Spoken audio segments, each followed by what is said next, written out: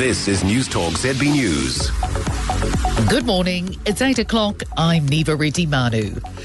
Israel's Prime Minister Benjamin Netanyahu has been labelled unrealistic as concerns rise for Gazan city Rafah.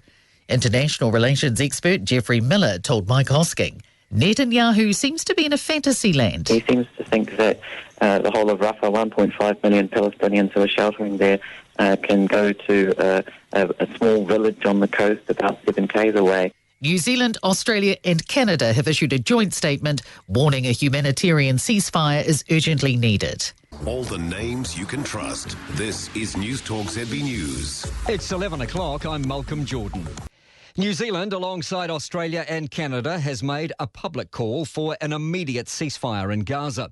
International relations expert Jeffrey Miller says our strategy's a bit different from US President Joe Biden. I think the US position is they can achieve more in private rather than from the bully pulpit. The New Zealand position increasingly seems to be to take those strong words and use them in public. Israel is planning a ground offensive into the Gazan city of Rafah, where 1.5 million people are sheltering with nowhere else to go. Hosking. Right, voices growing louder over Israel's plan to roll into Rafah. Of course, New Zealand, Australia, Canada now issued this joint statement saying an immediate humanitarian ceasefire is critical. Hostages must be released. International relations expert Jeffrey Miller is back with us. Jeffrey, very good morning to you. Good morning, Mike. Netanyahu is not for turning. No, he seems to be in fantasy land on this one, Mike. He seems to think that the whole of Rafah, 1.5 million Palestinians who are sheltering there, can go to a small village on the coast about 7 k's away. It's just not realistic, and that's why that statement yesterday was just so strong from Christopher Luxon and his two counterparts in Canada and Australia. What about the voices like America? Are they forceful enough, or do they walk a bit of a tightrope of their own? They do walk a tightrope. I think the strategy is a bit different from Joe Biden.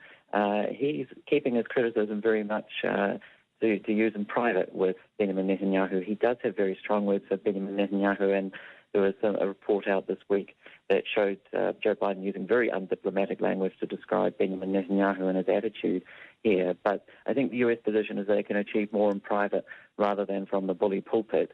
The New Zealand position increasingly seems to be to take those strong words and use them in public, and that seems to be what Australia, Canada, and many other countries, by the way. David Cameron had some very strong words as well on all of this too. Yeah, see, I can't work out. I mean, I look at Cameron and Blinken's wandering around the world on an almost constant basis, and they've got these peace talks going on in Cairo and ceasefire talks, and I just don't know where this goes because, as I said at the very start, Netanyahu is hell-bent, and say whatever you want about him, he's been consistent. He certainly has, not in the way that we want, I think, or most people would want, but he's been impervious to criticism, and the US is incredibly frustrated with this.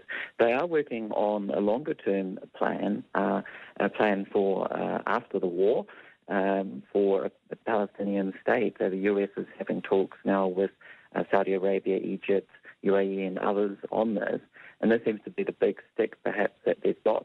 The card they've got in the back pocket to play with Netanyahu is this longer-term peace plan, which would include a timeline to a Palestinian state. That was a report that came out overnight from the Washington Post. So there do seem to be things going on behind the scenes. We do seem to be approaching the end game here, Mike. Ramadan begins on the 10th of March, so it's only 3 weeks away, and that seems to be the deadline, and we could see some even stronger action from Joe Biden and from others before then. All right, let's see what happens. Appreciate your expertise as always, Jeffrey. Jeffrey Miller, international relations expert, with us this morning. Helen Clark, she's been both, obviously, Prime Minister of New Zealand, but deeply embedded in the United Nations. So we'll get some views from her after 7 o'clock this morning. It's 8 to 6.